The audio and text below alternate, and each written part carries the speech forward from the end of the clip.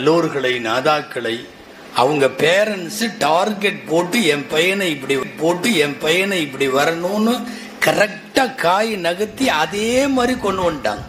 அப்படியெல்லாம் ஒரு குடும்பம் ஜம்முன நிம்மதியா கண்ணை மூடலாம். டார்கெட் போட்டு உருவாக்கணும். நான் என் பையனை இப்படிதான் கொண்டு வருவேன், என் பிள்ளைய நான் இப்படிதான் கொண்டு வருவேன். ஒரே ஒரு செய்தி சொல்ல வேண்டும். ஒரு சஹாபி அப்துல்லாஹ் இப்னு ஜுபைர் ரலியல்லாஹு, அப்துல்லாஹ் இப்னு ஜுபைர், இவங்க அத்தா யாருங்க? ஜுபைர் ரலியல்லாஹு, நபிகள் நாயகத்தினுடைய சீடர், அற்புதமான போர்படை தளபதி, அருமையான சஹாபி. அவங்க தகப்பனார் ஜுபைர். ஜுபைர் ரலியல்லாஹுடைய மனைவி யாருங்க? அஸ்மா ரலியல்லாஹு அன்ஹா. யார் இந்த அஸ்மா? அபூபக்கர் சித்திக் ரலியல்லாஹு அன்ஹுடைய மகள், மூத்த மகள். அஸ்மா ரலியல்லாஹு அன்ஹா ஆயிஷா அம்மாவோட அக்கா. ஆயிஷா ரலியல்லாஹு அன்ஹாவை விட அஸ்மா 10 வயது மூத்தவர்கள், 10 வயசு பெரியவங்க. அக்காவை விட ஆயிஷா ரலியல்லாஹு அன்ஹாவுக்கு 10 வயசு கம்மி. இந்த ஜுபைர் அஸ்மா தம்பதியினருக்கு மதீனால போன உடனே பிறந்த ஃபர்ஸ்ட் குழந்தை அப்துல்லான்னு பேரு. கொண்டு வந்து ரசூலுல்லாஹ் மடியில வச்சாங்க. நபி ஸல்லல்லாஹு அலைஹி வஸல்லம் துஆ செஞ்சாங்க.